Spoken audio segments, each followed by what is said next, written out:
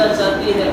تو کرتاس تاریخ پر اصول پاکستان کی سرخ لکیریں آویزہ صدر علی وقار۔ اس عظیم اصول کے واسطے قربانیاں تو روزے روشن کی طرح عیاں ہیں، مگر مقصد گولی بند لاش کی طرح کسی خطۂ صحرا میں دفن ہو چکا ہے۔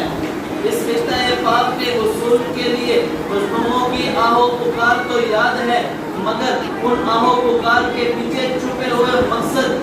کی روشنی ان شہیدوں کی قبروں میں ہی تدبیر پا چکی ہے کہ آخر کار ان قربانیوں اور دشواریوں کے بعد خورشید طلوع تو ہوا، اور اس قوم نے اسر کا سفر تمام کر کے وادی یسرا میں قدم تو رکھ لیا، مگر صدائے طف کی اس نیم آزاد قوم نے اس آسانی پانے کو ہی مقصد حیات سمجھ لیا کہ ان آنکھوں میں جو خواب تھے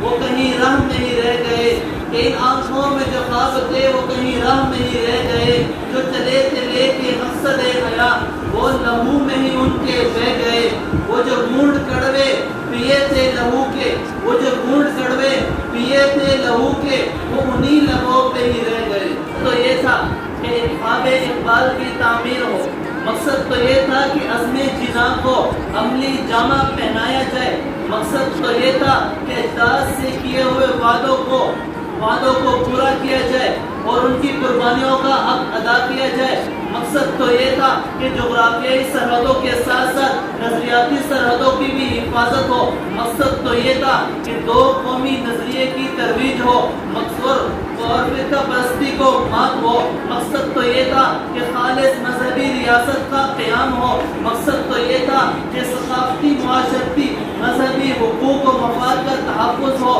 تہذیبی روایات اور مذہبی شناخت کی حفاظت ہو، الغرض یہ کہ مہاجرین ہندوستان آزادی کا دامن تھام کر اسلامی قوانین کے مطابق زندگی بسر کر سکیں، مگر صدر علی وقار یہ مقصد پورا نہ ہو سکا، یہ خواب شرمندہ تعمیر نہ ہو سکا، اور یہ نیم آزاد جدیدیت اور آزاد خیالی کو قابل فخر سمجھ کر ایک بار پھر مغربی تہذیب کی غلام ہو گئی۔ ابھی تک پاؤں میں چمٹی ہیں زنجیریں غلامی کی، دن آ جاتا ہے آزادی کا، آزادی نہیں آتی۔